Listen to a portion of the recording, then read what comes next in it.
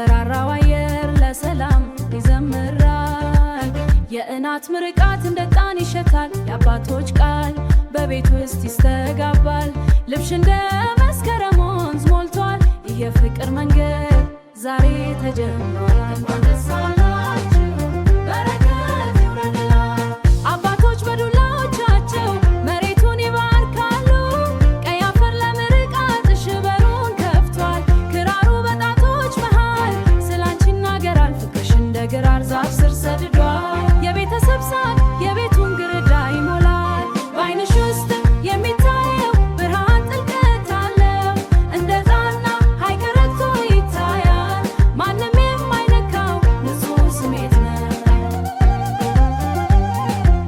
ውበትሽ አበራ በቤታችን ላይ ቢጫው አደይ አበባ በመስኩ ላይ ፈክቷል። ያዝመራ ወከት ለሰርጋችሁ ደርሷል። እንጨትና ድንጋዩም አብሮ ደስ ይለዋል።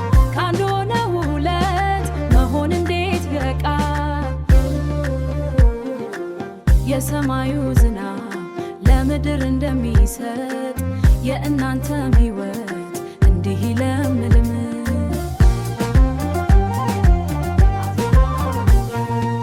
መሰንቆ በደስታ ድምፁን ከፍ አድርጓል። ዋሽንቱ በዶ ያስተጋባባል።